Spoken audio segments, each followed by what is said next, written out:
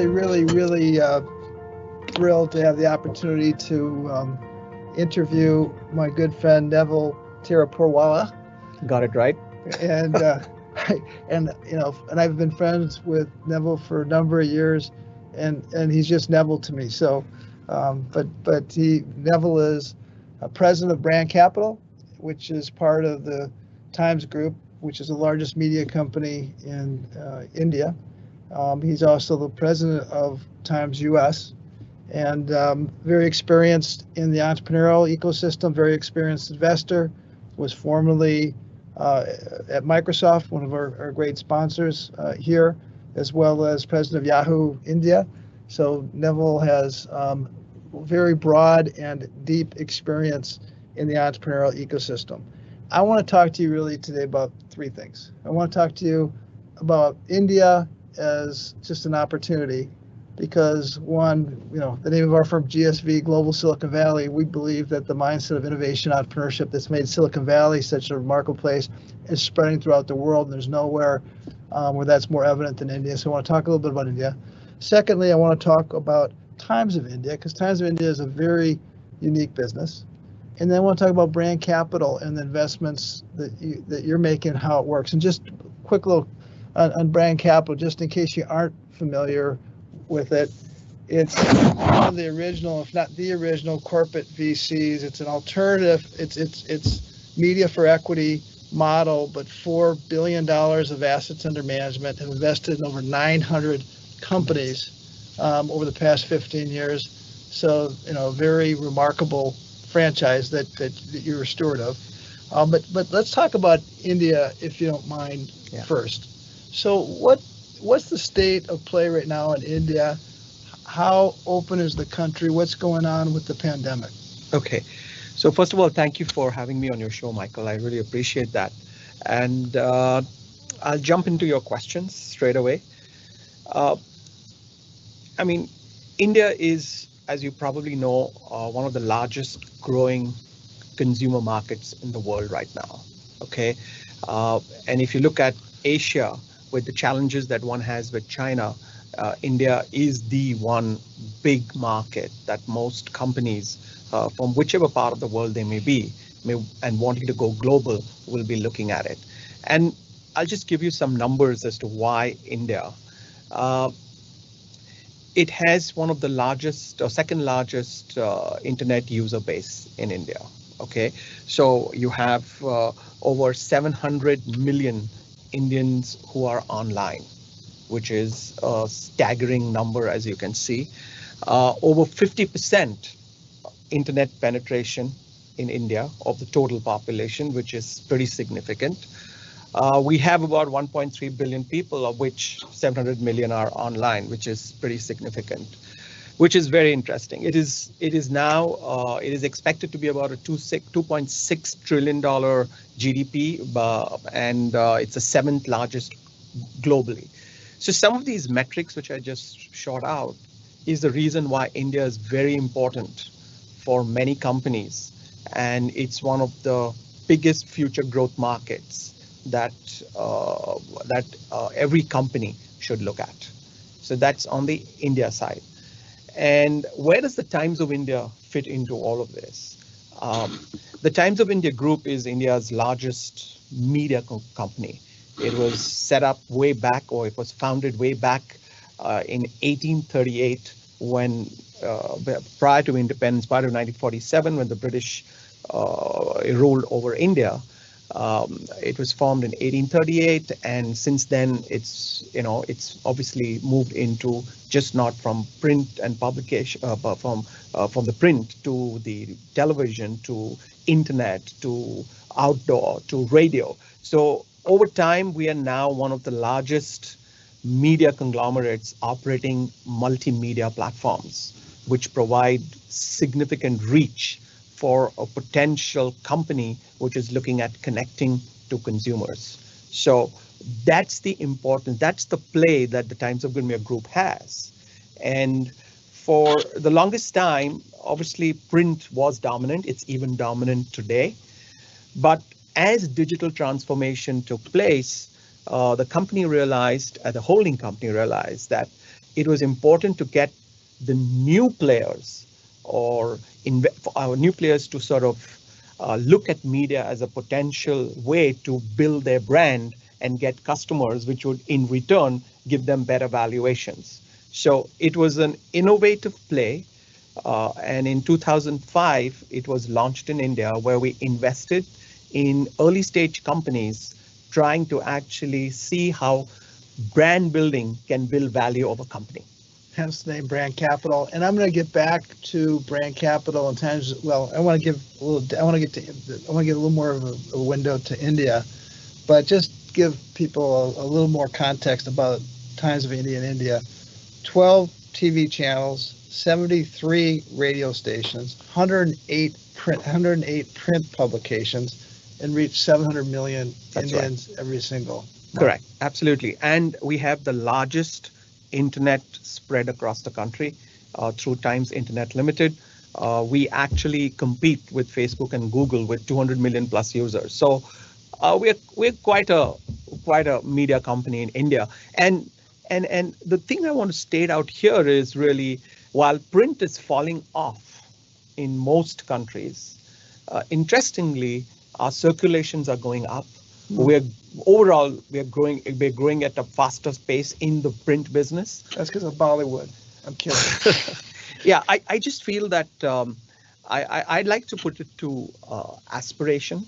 Yeah. Something which I say, people are very aspirational to read and write English.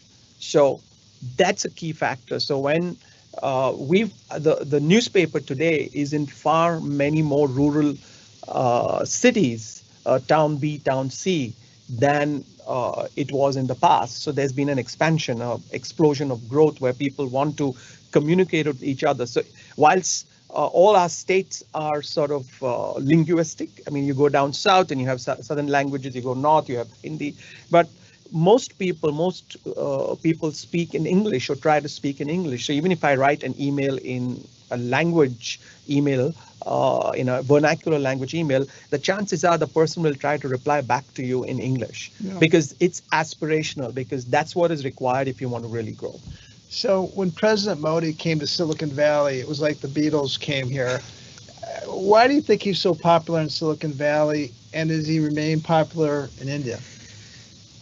Yes, I think in Silicon Valley largely because I think some of his ideas actually resonate well with a lot of people. I mean, he wants to make India a country which provides ease of business. There are government programs which actually invest in other startup programs. They have their own startup program. So he's very clear that in order for the entire momentum to happen, he needs to have more entrepreneurs. I mean, India has 65% of its population is under the age of 35. Yeah. So one of the key things is, how do you have many more entrepreneurs who can build businesses and therefore create jobs? So one of his strategy has been to really sort of energize the ecosystem, the entrepreneurial ecosystem. And that's one of the reasons why he's able to take his message to Silicon Valley. He's been able to take his message to some of the great American Indians who are here, who are willing to then put back into the entrepreneurial ecosystem in India. And that's why he connects well, and that's why he's so popular.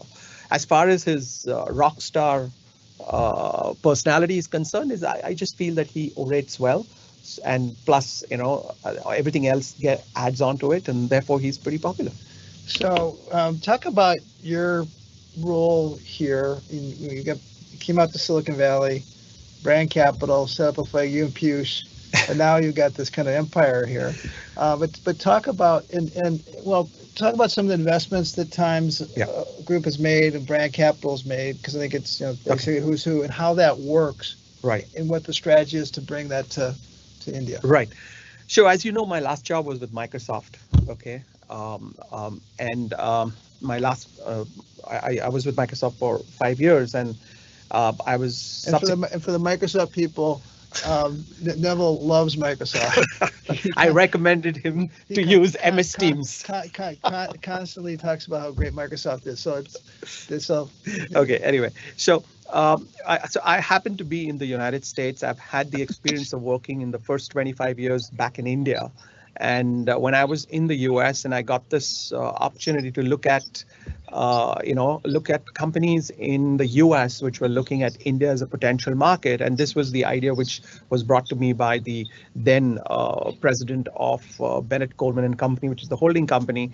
And we said, let's look at an international office based out of the Valley, which would then look at potential investments in companies who look at India as a future would look at India as a future market. So we've got investments which are at the top end of the pyramid and going up and going down. So we at the top end of the pyramid, we've got investments in Uber, Coursera, Airbnb.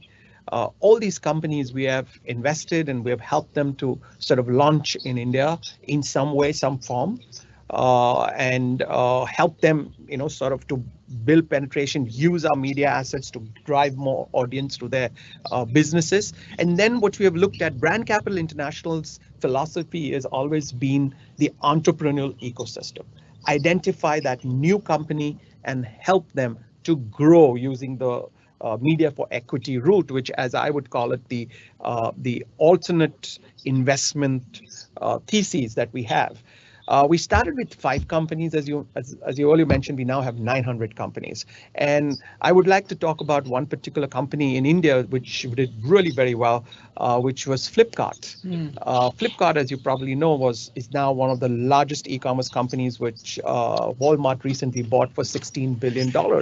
But whilst it was growing from a small-time bookshop into an e-commerce entity, it had to contain with Amazon, who had a $5 billion check to grow in India. So one of the things that we worked out with Flipkart is our investment in Flipkart, and we used all our media assets for Flipkart to build its brand and customer user base, which in turn helped them to build their brand valuation till the exit of Walmart buying into them. So I believe Flipkart is a great story on the consumer side, but we have stories about B2B businesses which have become pretty successful through the investments that we have made. From the Silicon Valley, we've done about 13 investments in early stage companies, right from Square Panda to Ardap to One World Online, all in different businesses. Different categories, and they have been pretty successful because they've started looking at India in a big way. Square Panda is in India now. We have facilitated Ardap to be in India. We've facilitated One World Online to be in India. So, we sort of trying to help the entrepreneurial ecosystem, at the same time identifying companies for which India is a big market. And let me talk about Ardap very specifically. I'm sorry. It's important. Why? Because that was one company we found which was moving east to west, okay, and not the other way around. Most companies were looking at, west, looking at US, Europe, and then India or Asia. In this case, they were looking at Southeast Asia, India, and now they've brought up and it's a 500 startup company. So just to give you the market is huge. Right. Yeah. Well, talk about, so what do you look for? So what are the criteria, the characteristics you're looking from an entrepreneur? And what appeals to you when they're pitching to you or presenting to you? So our first thing is product market fit. Okay, it's important for us to ensure that the product or service has a fit for India, because that's what we are all about, right? What's our USP is India. Our USP is our multi-platform media vehicles. So for us, it's very important that there's a product market fit. It's extremely important for the CEO of that company, however big or small it is, whether India is important to him, based on all these statistics that I just talked about, right? And if it is important, we see success. And all the companies that we have invested in till now, we feel that that decision has been driven by the belief in India, based on the numbers that we have. Once the CEO recognizes that fact, it's easier to identify with that company because then they have met product market fit. We feel the product is great for India. We feel the CEO is interested in India, and if he's interested, then the company is there. That makes us feel good to invest in that company. So these are three things we really look at. Of course, we're looking at whether they have a run rate here, last 6 months, 8 months, 12 months. We do that diligence. But for the key element for us is there a product market fit, and does the CEO and its key people really believe in the Indian market? And so talk to me a little bit more about the Think India effort that you have, and specifically how that benefits the companies that kind of fit into the brand capital portfolio and the visibility that they get. Right. So brand capital is just not about media for equity deal. It's much more than that. We provide a lot of value additions. India is a complex market. It's in the first year when we met many CEOs, Piyush and myself, most people had India probably not even in any of their initial top 5 markets. It was somewhere at about 10 or 11. And one of the reasons why we found that is that they just felt that they didn't know how to manage India sitting out here. Okay. I think what brand capital did is really brought those elements to these companies as to how we help you to land in India. It's just not about the media or the advertising. It's about which are the markets we could go to, who can we go to, who are the sellers for your products. We will get you to distributors. We'll try and get you aligned with a lot of players, which will help in turn those companies. So we do a lot more value addition than just pure media for equity. Yeah. Just to give people some perspective that it might surprise them, but just how important entrepreneurship and innovation is in India and how important it is to you guys. Yes. And Times Group, that actually you actually televise nationally the startup and entrepreneur awards that you do every year. That's right. So we have, and President Modi speaks at it. Exactly. Yeah. So to take off on what you just said, you're absolutely right. We published the largest business newspaper in pink after the Financial Times, which is the Economic Times. And the Economic Times actually has launched the Economic Times Startup Awards. And this Startup Award, over a period of time, has become one of those big awards which every early stage startup wants to vie for. They want to participate. They go through that process. And you've had the opportunity to address I think one of the year's top 10 or top 6 startups, right? So yes, absolutely. I think it's and the Economic Times has 2 pages devoted both in the print as well as online, a section which just talks about ET startups. So we are now into the startup ecosystem. We write about it in the newspaper. We upload content related to related to startups. So basically, we want to promote the ecosystem. We have we use the television to actually have programs which are related to that. You see, our recent international tie-up for launching Meet the Drapers in India, the program, that itself is why we want to get into areas where we can help entrepreneurs. Quickly talk about Meet the Drapers. Yeah. Because people may be familiar with the Draper family, but the Draper family might be the first family of Silicon Valley. I think it's 4 generations of venture capitalists. Yes. Talk about what you did with them. So what we did with them is really, we worked with them to actually take the show and launch it in India. And as you know that there are, you have to apply for it, you get onto that program, the company gets onto Republic, which is the crowdfunding platform. And then the entire show, all the episodes, there were 13 episodes which were beamed into the India through the Times of India's Times ET channel, the television channel. And obviously people were asked to invest via the Republic platform where all these companies were there. Which is a very cool idea. Which is a pretty cool idea. And I think Republic as a crowd platform, I think is fabulous. Ken's done a great job. Chuck's done a great job. I think we believe that platform can actually get themselves into India per se with us. So, yeah. So when the minutes we have left, I got a couple more questions. Yeah. First of all, you have a number of founders that are part of this. If they want to pitch brand capital. They want to pitch the Times of India. What gets you excited, and then also what turns you off? You talked a little bit about what excites you, product market fit, and so forth. But maybe there's some other elements that you say, okay, I love seeing this, and then what gets you what's a turn off? Okay, first of all, I feel if you want to be in the startup ecosystem, nothing should turn you off. Yeah. Okay, I want to give. That's why we're friends. Exactly. So I believe that just meeting new CEOs who have ideas, just talking to them, makes a whole world difference. Because not only do you understand what's happening outside, but you can take those parts and bits of pieces and apply it somewhere else. So I think what we really look at is we look at how genuine the CEO of the company is. That's very critical for us. For us, it's very important that the idea that they bring to the table obviously needs to meet our requirement, which is with the India sort of a focus.